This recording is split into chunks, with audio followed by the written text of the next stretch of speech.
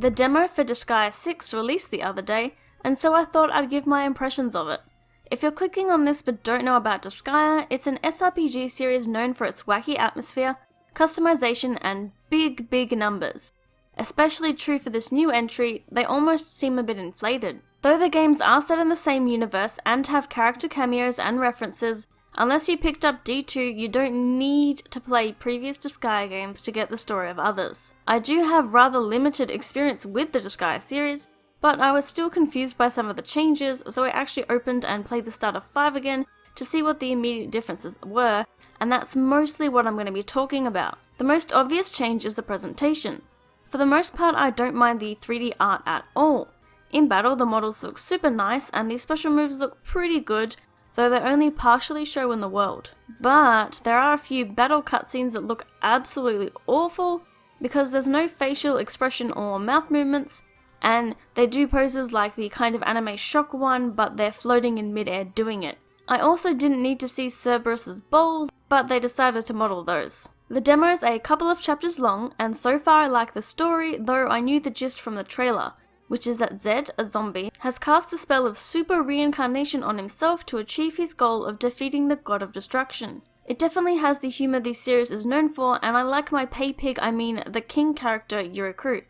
While I was relearning the controls, I accidentally pressed auto battle, which outside of a mobile game has not been in the series before, and I'm rather confused by its inclusion. The AI is pretty stupid, somehow even more than I am, and your units are often defeated, but it can still beat the levels. We'll have to see how far it can actually take you in the full game, but for a tactics game it just doesn't feel right.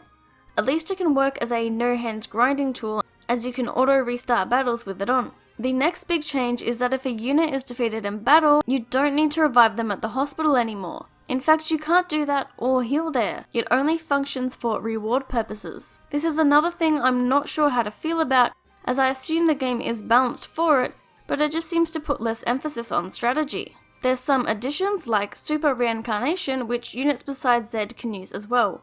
Doing so extracts karma, which can be spent on stat upgrades and other special things. Since it's tied to the story, it'll be interesting to see how many times it'll actually make you use it.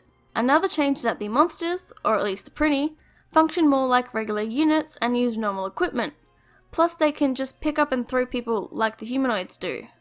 I'm not sure if there will be magi change in this entry either. I felt that the default control settings were less snappy and I struggled with the cursor, so I switched to just using the D-pad, but I still had to deal with the really awful camera that gets caught quite easily. In some stages I felt like I could only zoom in too much or be too far out to see things properly. I hadn't noticed any particular performance issues, though you do have a graphics, balanced, and performance option. The demo ends in the second chapter, but you can go back to your save before the last fight and mess around to your heart's content.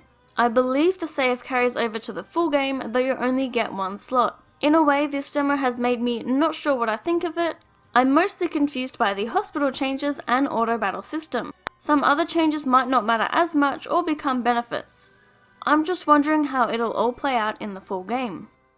If you're still watching, please make sure to check out other videos on my channel. You can keep up with me on the community tab or on my social media. Bye!